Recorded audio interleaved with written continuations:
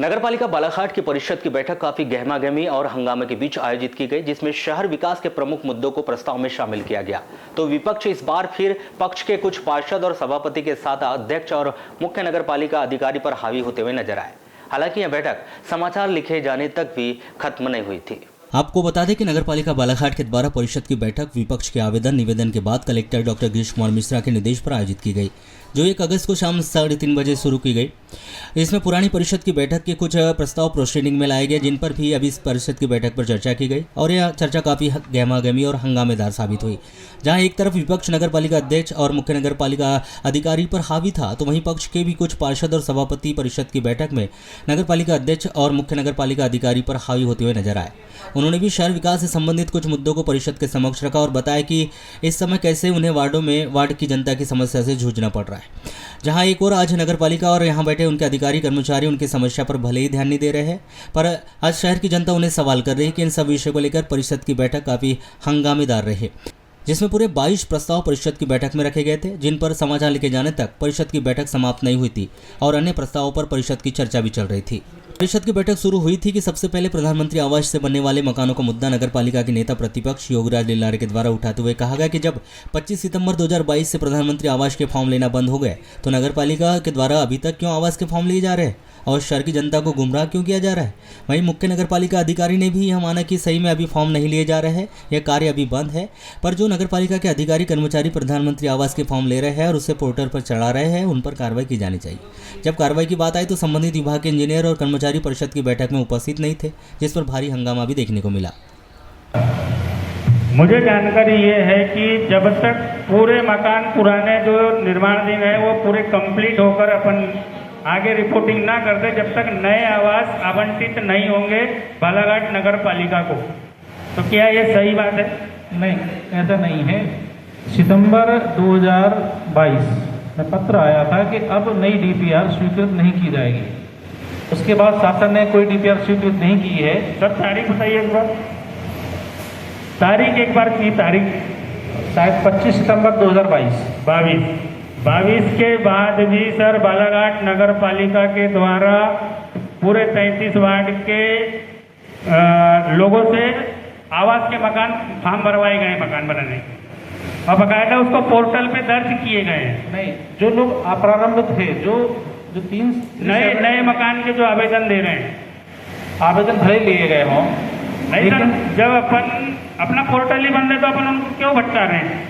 आवेदन भरवा रहे हैं, उनको ऑनलाइन कर रहे हैं। गलत है, लिए जा रहे हैं तो गलत है, तो गलत तो क्योंकि शासन ने बंद कर दिया है। और जो आवास अप्रारंभ थे डीपीआर के जो 379 और जो पूर्ण हुए हैं, इनको पूर्ण करवाना है। एक छूट दी गई थी शासन के द्वारा कि अगर आप उसी टाइम पर इनके अलावा इनको हटा के किसी को और शामिल कर लेते हैं तो वो स्वीकृत कर देंगे। लगभग सर 1100 फॉर्म अपने पास में और है। बिल्कुल है, तो वो तो 22 के बाद में हुए हैं सर, 500-700। हाँ बिल्कुल, कौन है संबंधित वहाँ काम जो अपलोड करता है 22 के बाद में? सर मेरे कहने का मतलब है कि यदि शासन से पोर्टल बंद है तो अपन यहाँ पर अपने नगर के लोगों को अनावश्यक क्यों परेशान करें? उनको 2 टूक में अपन बोल दें कि भाई योजना का पोर्टल अभी बंद है, जब चालू होगा जब अपन फॉर्म देंगे आपको।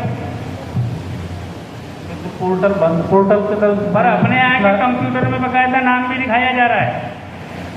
सितंबर 22 के बाद शासन ने घोषणा कर दी थी कि जो शेषावत रह गए हैं वो पूर्ण करें। नई डीपीआर कोई भी स्वीकृत कहीं नहीं हुई है। तो आप फिर जो आवेदन लिए गए हैं तो वो गलत लिए गए हैं। गलत लिए तो उन पर कार्रवाई क्यों ना की? अभी जानकारी ले लीजिए, आप कौन देख रहा है प्रधानमंत्री आवासों पर जानकारी ले लीजिए, अगर मेरी झूठी होगी तो। आप लोग कह रहे हैं कि 83 लोगों को भेजा गया है पत्र, लेकिन क्या आपके विभागीय कर्मचारी को ये मालूम है कि 83 में से किसके कंप्लीट हो चुके हैं मकान? जिनके मकान कंप्लीट हो चुके हैं उनको भी आप पत्र भेज रहे हैं। 83 लोगों ने काम ही स्टार्ट नहीं किया।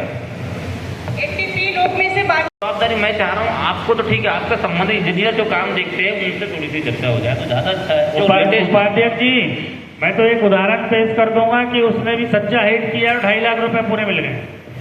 मेरे वार्ड में तो 2 लोग ऐसे हैं। आपके वार्ड में 2 है। बताइए, जिम्मेदारी तय कीजिए, जिम्मेदारी तय होने का समय आ गया। ये तत्कालीन नोडल अधिकारी की सबसे ज़्यादा जिम्मेदारी होती है और अभी कल हमने एक पत्र भेजा है, उसको संशोधित करके आज भेजा है। इसी आवास के संबंध में एक शिकायत हुई थी जिसमें प्रतिवेदन मांगा गया है जेडी के थ्रू भोपाल और भोपाल के कमिश्नर साहब के थ्रू लोकायुक्त आवास योजना की जांच का है। और अफसोस की बात तो यह है कि इसमें से कुछ लोग ऐसे हैं जिन्होंने 2017 में लाभ लिए थे, 2024 तक कंप्लीट नहीं किए, उनके ऊपर कार्रवाई नहीं हो रही। ये भी एक बड़ी आरआरसी की कार्रवाई करना है। और ये एक बड़ी विडंबना है कि 17 में जब पैसे गए, 18 में गए, तब से लेकर अभी तक उनको ना कोई नोटिस दिया गया, ना आरआरसी की प्रक्रिया की गई, वो फ्री रूप से रहे। अभी 76 लोगों को नोटिस गए। जियो टैगिंग का बहुत बड़ा मामला है। अभी शायद आप ऊपर पत्रकार करें, एक ही लड़का यहाँ पर है, एक ने नौकरी छोड़ चुका है। जियो टैगिंग करने में जगह जगह नहीं पहुँच पा रहा है, ये बिल्कुल सत्य है। शायद सभी पार्षद लोग जो इसमें ध्यान देते होंगे उसमें होगा। आज कई लोग जियो टैगिंग नहीं होगी तो उसकी राशि आवंटित नहीं होगी, यही अटकेगा ना मामला। जियो टैगिंग में परेशानी जा रही है तो क्या राशि अपन उसको आवंटित कर देंगे, खाते में ट्रांसफर कर देंगे? जियो टैगिंग के नहीं कर सकते। मेन तो ये है ना वही कि भाई उसने सच्चा हाइट में काम किया है, उसकी स्लेब की भी जियो टैगिंग कर दी गई, फिर लोगो बना लिया गया, कहाँ बनाया गया? मैं चाह रहा हूँ सिर्फ ये बताइए उसका अधिकारी कौन है, इंजीनियर कौन है? उसको अभी तक मैं जबी से बोल रहा हूँ, आपके जवाब दे रहे हैं। उसका इंजीनियर तो कोई होगा, हमारे यहाँ के इंजीनियरों में से एक इंजीनियर नाम तो बताओ। ऐसा निकाला है वो यहाँ की गलती प्रमाण पत्र बनवा है। मैं स्वयं गवाह हूँ, मेरे पास भी लिखित आवेदन है जो मैंने थाने में दिया है, जो मैंने अध्यक्ष महोदय को दिया है, और ये अक्टूबर माह में मैंने दे दिया था। और मार्च की परिषद में भी ये विषय मैंने बहुत अच्छे से उठाया था कि जो लोग मर चुके हैं, अगर उनकी बेटी को मिलता तो शायद तो भी ठीक था, पर एक फ्रॉड व्यक्ति एटीएम से पैसे निकाल रहा है और यहाँ से पैसे डाले जा रहे हैं, और वो व्यक्ति खड़े होकर सामने घर के सामने फोटो खिंचवा रहा है। कौन है जिम्मेदार? किस पहचान की बेस पे आप लोग फोटो खींचने जाते हैं कि कोई भी घर के सामने खड़ा हो जाएगा और हम फोटो खींच के आ जाएंगे? अभियंत्री और जिसका स्टाफ जो उसने जियो टैग किया। वहीं हनुमान चौक से रेलवे स्टेशन पहुंच मार्ग का विषय पिछली बार परिषद की बैठक में उठाया गया था और नगरपालिका अध्यक्ष द्वारा बैठक के दौरान यहां कहा गया था कि यदि ठेकेदार 1 महीने के अंदर रोड बनाकर नहीं देता है तो ठेकेदार को ब्लैक लिस्टेड किया जाएगा और संबंधित इंजीनियर पर भी कार्रवाई की जाएगी। किंतु पूरे 4 महीने बीत जाने के बाद भी यह रोड नहीं बनी। इस विषय को लेकर भी विपक्ष के नेता प्रतिपक्ष योगेश लीलारे के द्वारा उठाते हुए कहा गया कि आज नगरपालिका अध्यक्ष के आदेश का पालन अभी तक नहीं हुआ है। इस विषय पर मुख्य नगरपालिका अधिकारी के द्वारा क्या कार्रवाई की गई, आखिर क्यों नगरपालिका अध्यक्ष के द्वारा अल्टीमेटम देने पर भी कार्रवाई नहीं हुई, इस विषय पर परिषद की बैठक में यह निर्णय लिया गया कि क्यों न संबंधित ठेकेदार को समय देकर ब्लैक लिस्टेड किया जाए। तो वहीं नगरपालिका अध्यक्ष के द्वारा भी कहा गया कि यह गंभीर विषय है और वह स्वयं चाहती है कि वहाँ रोड बनने और यदि रोड नहीं बन रही है तो संबंधित ठेकेदार को ब्लैक लिस्टेड किया जाए। पर यदि टेक्निकल रूप से देखा जाए तो अभी 1 महीने का समय ठेकेदार के द्वारा लिया गया है और वह रोड बनाकर देगा और अधूरी रोड को पूर्ण करने के बाद आगे की कार्रवाई की जाएगी। नगर पालिका के मुखिया हो, माननीय मुख्य नगर पालिका अधिकारी जी जवाब दे रहे हैं और टाल मटोल कर रहे हैं। अभी मैं आपके भी एक घोषणा पर आऊंगा जिसमें आपने अल्टीमेटम दिए थे हनुमान चौक वाली में। आपको हाथ पे हाथ धर के चुप बैठने से कुछ नहीं होगा। आप ये जिम्मेदारी से आप हटने की कोशिश कर रहे हैं। आपकी भी जिम्मेदारी है कि इस बालाघाट नगर पालिका में भी कुछ हो रहा है तो आप भी जवाब दे। बुलवाइए, क्यों नहीं बुलवाया जा रहा है संबंधित विभाग प्रमुख को, इंजीनियरों को? ये उपाध्यक्ष जी, परिषद की बैठक चल रही है, कोई मजाक नहीं चल रही है। वो मैं इसका जवाब दूँ और जिम्मेदारी आप लोगों की है। दोनों मैम ने बोला है और ये पार्षद जी बात हमारी प्रवीण कुरील करके हैं कोई प्रस्ताव के बाद आगे चर्चा करने तैयार है। ये जनता का पैसा है सर, ये टैक्स के रूप में आगे सरकार को जाता है और फिर उन्हीं योजना को मिलता है। क्रियान्वयन एजेंसी नगर पालिका है, ऐसे ही शासन की योजना को पालिका लगाया जा रहा है। तो इसको गंभीरता से लेकर के जो भी दोषी अधिकारी कर्मचारी है उस पर कठोर से कठोर कार्यवाही होनी चाहिए। बिल्कुल, अभी कटंगी नगर को रिस्पॉन्स दिया गया तो मैं अगर सभी की सबकी सहमति हो तो उसको परिषद निलंबित कर दें। नहीं नेता प्रतिपक्ष महोदय, इसमें हमारा ये कहना है कि आप प्रशासनिक अधिकारी नगर पालिका, आप जो परिषद बात उठा रही है उस बात पे आप जिस व्यक्ति के माध्यम से जियो टैगिंग हुई है, जिस व्यक्ति के माध्यम से पैसा डाला है और जिस तरह से पिछले परिषद में आपने प्रस्ताव लाया है, तो ये प्रस्ताव पे आप अपना ध्यान आकर्षित करके दोषियों के खिलाफ कार्रवाई करें। कहा निलंबन का बात, तो परिषद को उसमें निलंबन में आप सम्मिलित मत करिए। आपका स्वविवेक है, आप जैसा चाहें उसके खिलाफ कार्रवाई करें। नहीं, ये बहुत संबंधित ठेकेदार पर कि इंजीनियर पर आपके आदेश का पालन हुआ क्या? नहीं हुआ संबंधित इंजीनियर कौन है उसका? नहीं हुआ तो क्यों नहीं हुआ? अच्छा, ज्योति ने।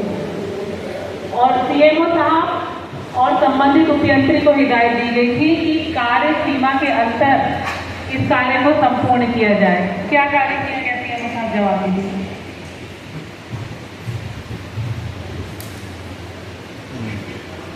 ये कार्य पूर्ण नहीं हुआ है, सभी लोग जानते हैं।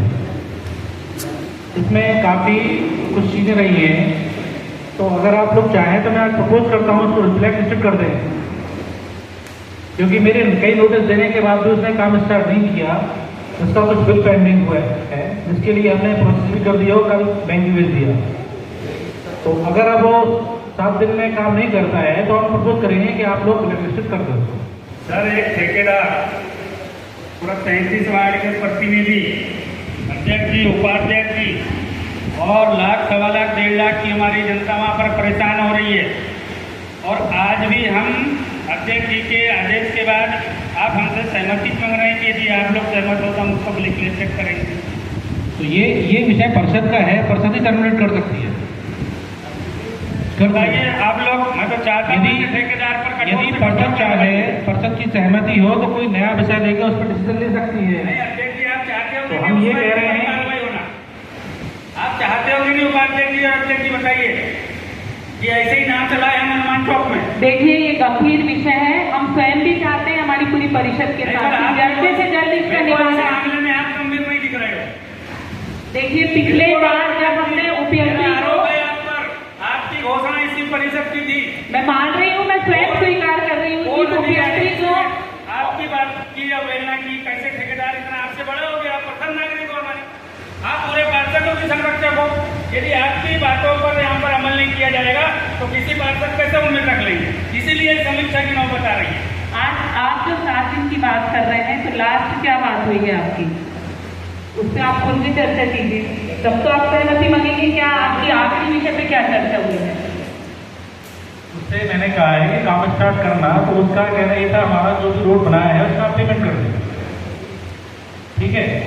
क्योंकि वो रोड काफ़ी टाइम से पेंडिंग है, लोगों को दिक्कत हो रही है। एक साइड का रोड उसने खराब बनाया है। 7 दिन की बात नहीं, मैं अभी कह रहा हूँ कि अभी सब लोग प्रस्ताव में सहमति देकर उसको ब्लैक लिस्ट कर दें, टर्मिनेट कर दें, उसकी राशि जब्त कर दें। में कौन कौन से गए हुए, कौन कौन सी फाइलें रनिंग में, कौन सी नहीं है, भाई किया जा रहा है। ये तो 4 महीने पहले की परिषद की बैठक है और मैं आपसे ये बात इसलिए कर रहा हूँ कि नेता प्रतिपक्ष खड़े होकर सवाल कर रहे हैं, बापू से पूछ रहे हैं। आप अधिकारी हैं, आपका विभाग है, आपके ऊपर सीएमओ साहब है, तो ये आपकी भी जवाबदारी बनती है, क्योंकि ये नगर पालिका है। जो विषय पे चर्चा हो रही है, नगर पालिका में 4-4, 5-5 इंजीनियर हैं, मगर अफसोस के साथ मैं कह रहा हूँ कि डीपीआर बनाना है तो प्राइवेट व्यक्ति बनाता है, आप लोग नहीं बनाते। आप लोगों को डीपीआर बनाने आता ही नहीं। और 1-1 लाख रुपए के बिल लग रहे हैं डीपीआर बनाने के। तो इससे अंदाज कर सकता है पार्षद के इंजीनियर क्या काम कर रहा है, क्या होगा। अगर बाबू के पास फाइल है तो पूरी फाइल की जानकारी आपको होना चाहिए। अभी मैंने अध्यक्ष महोदय जी के आग्रह उनसे निवेदन किया और आप लोगों से बोला कि कौन कौन से इंजीनियर किन किन वार्डों में हैं, मगर एक व्यक्ति खड़े होकर ये नहीं बोल रहा है कि मेरे पास ये वार्ड है, मेरे पास ये वार्ड है। क्यों? अरे लिस्ट वहां है, प्रशासनिक तौर पे लिस्ट है, सार्वजनिक कहाँ है? फंड हम मैनेज कर सकते हैं कि नहीं? फंड अपने नगर पालिका कई अन्य ऐसे खर्चे हैं जिसको कम किया जा सकता है। हम तो तैयार हैं कि 2016 का जो आदेश आया है कि अतिरिक्त 316 कर्मचारी हैं, उनको आप कम कर सकते हैं, क्योंकि अधिकार है परिषद को 2016 के बाद की अधिकार। परिषद ने उनकी नियुक्ति नहीं की है, वो अध्यक्षीय आदेश पर लगे हैं। मैंने उस बार भी बोला था अध्यक्षीय आदेश पर पूर्व को हटा दीजिए। नहीं, ठीक है, बिल्कुल सीएमओ चाहे तो कर सकता है, बिल्कुल कर सकते हैं। पिछले बार परिषद ने उनसे सहमति थोड़ी नहीं फलाने को पटाने लगाना है, फलाने को लोग मारने लगाना है। देखिए 2016 के बाद जितने भी कर्मचारी लगे हैं, ऐसे लगभग 316 कर्मचारियों को हटाने का पावर हमारी परिषद के पास है, क्योंकि एक आदेश कर दीजिए, पूर्व को निकालिए। बिल्कुल हम तैयार हैं, परिषद अपनी स्वीकृति ले ले। परिषद के मध्य मत मलिए बस। ये काम सीएमओ करेगा। आपकी भी अध्यक्ष सीएमओ साहब के आदेश पे होगा, सीएमओ साहब स्वयं करेंगे। अगर अध्यक्ष हाँ बोलती है तो इसमें परिषद की स्वीकृति होना जरूरी है। मैं अपना कोई भी आदेश बिना परिषद की स्वीकृति के नहीं दे सकती। ये अध्यक्ष, ये पावर पूरा सीएमओ को है कि वो ऐसे 316 लोगों को चिन्हित करे और उन्हें उन पे कार्रवाई कर सकते हैं, जिससे हमारी वित्तीय स्थिति सुधरेगी। और हमें जो 542 स्वीकृत पद हैं वो रखने की अनुमति है, वो हमारे यहाँ ऑलरेडी है। बोलिए। आप हम लोगों का काम करते हो, आप लोग पार्षदों का फोन नहीं उठाते हो, आप पार्षद बच्चों का फोन उठाते हो, हम लोगों का कोई काम नहीं सुनते हो। और आप इतने इग्नोर करते हो, चपरासी का बच्चे रखते हो हम लोगों को, आपसे काम नहीं सुनते हो। आप हमारे लिए बैठो ना, आप हमारा फोन नहीं उठाते हो। पहले आवाज अच्छे से बात कीजिए।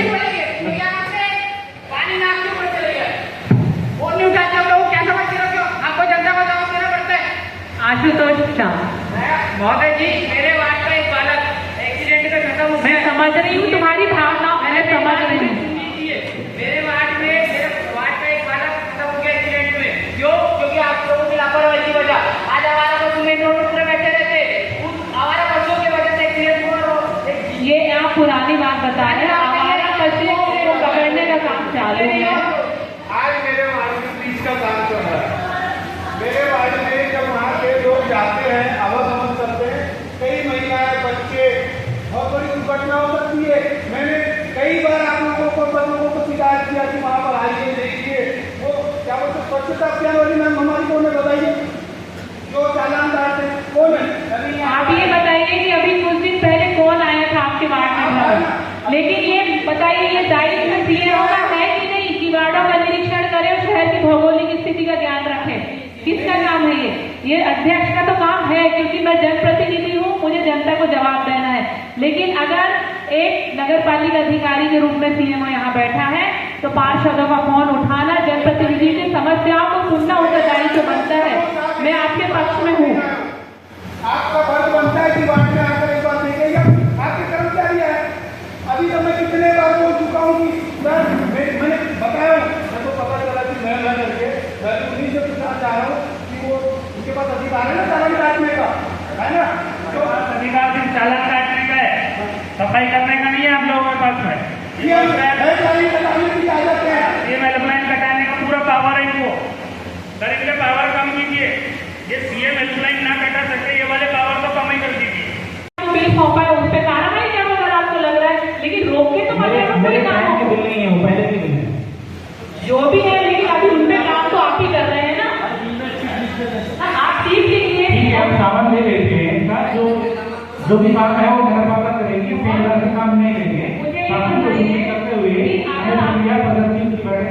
प्रोसेस में लेके स्टार्ट करेंगे। अगर आपको कोई फाइल डाउटफुल लग रही है, हम नहीं बोल रहे आप उस पर साइन कीजिए, आप बिल्कुल रोकिए उस फाइल को।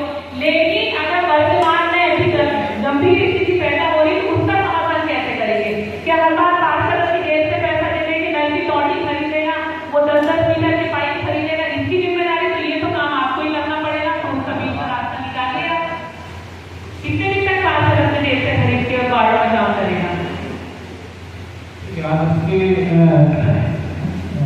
जितने भी सामान की जो है 5-7 लाख रुपए का उसका बजट बनाइए, और जो भी टेंडर लगे हुए हैं, शायद सामग्री के लगे हुए उनको लेंगे और प्रोसेस कीजिए। आप ही लोग खिलाओ ग्रुप, आप ही लोग फीडबैक दो उनको और वो आपको काम बताएंगे।